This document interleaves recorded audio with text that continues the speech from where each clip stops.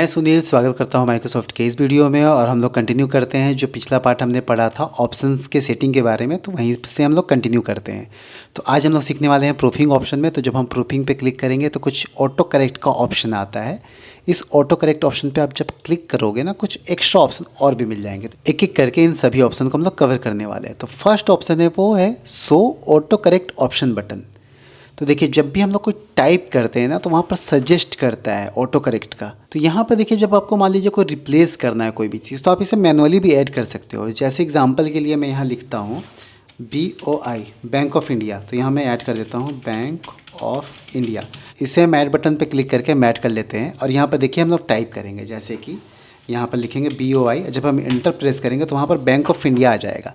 तो बहुत सारे ऑप्शन तो पहले से अवेलेबल रहते हैं। ऐसे मैनुअली क्रिएट करना है तो हम लोग मैनुअली भी अपना वर्ड क्रिएट कर सकते हैं ऑटो करेक्ट का। ठीक है, उसके बाद फिर से हम लोग आते हैं ऑप्शन में, यहाँ ऑटो करेक्ट वाले ऑप्शन में। यहाँ पर लिखा है करेक्ट टू इनिशियल कैपिटल्स। अब कभी कभी होता ये है कि जब हम टाइप करते हैं, जैसे मैं इंटर बटन क्लिक करूँगा ये हो जाएगा ऑटो करेक्ट कुछ इस तरीके से। ठीक है, तो देखते हैं नेक्स्ट ऑप्शन। फाइल में आएंगे, ऑप्शन में आ जाते हैं। ऑप्शन में आने के बाद हमें जो नेक्स्ट ऑप्शन मिलता है इसमें ऑटो करेक्शन में, यहाँ पर आपका है capitalize first letter of sentence. मतलब जब भी कोई हम सेंटेंस टाइप करते हैं, देखिएगा उसका फर्स्ट लेटर ऑटोमेटिक कैपिटल हो जाता है, अगर आप स्मॉल भी टाइप कर रहे हो तो। वैसे ही अगर हम कोई टेबल क्रिएट करते हैं और सेल में कोई एंट्री करते हैं, ठीक है, तो उसका भी फर्स्ट लेटर कैपिटल हो जाता है। नेक्स्ट ऑप्शन है capitalize names of day. Day मतलब जैसे हम लोग संडे मंडे कुछ टाइप कर रहे हैं तो उसका फर्स्ट लेटर ऑटोमेटिक कैपिटल हो जाएगा। उसके बाद ऑप्शन है correct accidental uses of caps lock. अगर हम लोग गलती से कैप्स लॉक ऑन करके टाइप करते हैं तो जैसे भी हम लोग एंटर बटन प्रेस करेंगे वो ऑटो करेक्ट हो जाता है। ठीक है, अब आते हैं बैक। यहाँ पर कुछ ऑप्शन है, जैसे ignore words in upper case. मतलब कि हम कोई चीज़ को अगर अपर केस में टाइप कर रहे हैं तो उसमें अगर स्पेलिंग गलत भी लिखेंगे तो इग्नोर हो जाता है। रीज़न ये है कि देखिए, जो स्मॉल में लिखते हैं वो डिक्शनरी में चेक करता है स्पेलिंग करेक्शन के लिए, पर कैपिटल में हो सकता है हम किसी का नाम, कंपनी का नाम या किसी प्लेस का नाम लिख रहे हो, इसीलिए यहाँ पर इग्नोर ऑप्शन यहाँ बाय डिफ़ॉल्ट सेलेक्ट रहता है। इसे आप हटा भी सकते हो। ठीक है, सेकेंड ऑप्शन है ignore words that contain number. मतलब ऐसा वर्ड जिसमें आपका नंबर है, जैसे कि हम लोग पेन कार्ड नंबर डालते हैं, उसमें हमारा लेटर्स भी होता है, नंबर भी मिक्स होता है, या फिर हम ईयर के साथ डेट डाल रहे हैं, ठीक है, एक साथ, तो इस केस में उसे इग्नोर करना है।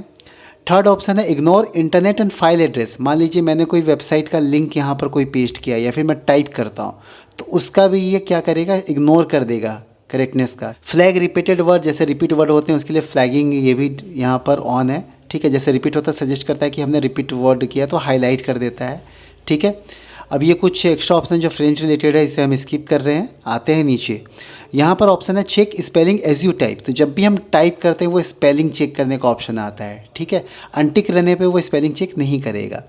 Mark grammar error as you type. तो देखिए, जब हम लोग कोई ग्रामेटिकली स्पेलिंग मिस्टेक लिखते हैं ना, तो वहाँ पर देखिए रेड लाइन्स आ जाता है, अंडरलाइन, जो मैंने बताया था ग्रामर एंड स्पेलिंग चेक में, तो उसे आप देख सकते हो। उसके बाद आपको ऑप्शन मिल जाता है चेक ग्रामर विद स्पेलिंग। तो स्पेलिंग चेक करने के लिए हम लोग ऐसे भी ग्रामर का यूज़ करते हैं। अब कुछ वर्ड ऐसे होते हैं जो कन्फ्यूजिंग होते हैं, जैसे कि इफेक्ट और इफेक्ट। ठीक है, सेम प्रोनाउंसिएशन है उसका, पर उसमें देखिए स्पेलिंग में चेंजेस से ए और ई यूज़ होता है, तो उस तरीके कन्फ्यूज वर्ड को भी ऑटो करेक्ट कर देता है।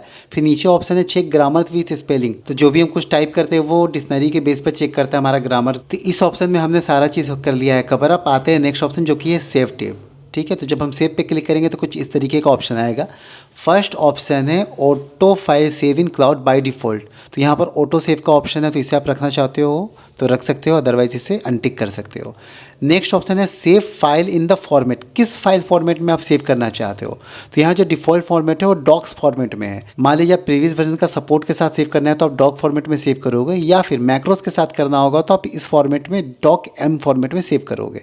ठीक है, या फिर मान लीजिए आप वेबसाइट डेवलपिंग का ज़्यादा काम करते हो वर्ड में, तो आप वेब पेज पे भी सेट कर सकते हो। ठीक है, तो डिपेंड करता है पर्पज़ क्या है आपका सेव करने का। नीचे ऑप्शन आता है save auto recover information every 10 minutes.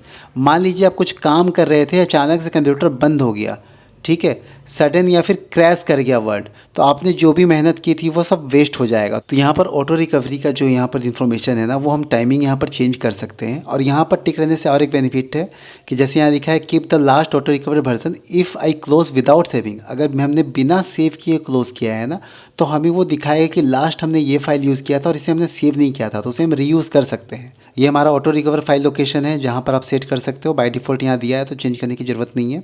इस तरीके से हम अपना डिफ़ॉल्ट लोकेशन भी चेंज कर सकते हैं। ब्राउज़ ऑप्शन पे क्लिक करके जो भी फ़ोल्डर असाइन करना है सेव करने के लिए उसे आप यहाँ असाइन करके बस ओके कर लीजिएगा, ये सेव हो जाएगा। तो मिलते हैं नेक्स्ट पार्ट में जो बाकी बचे ऑप्शन है उसे कवर करने के लिए। Till then take care and bye.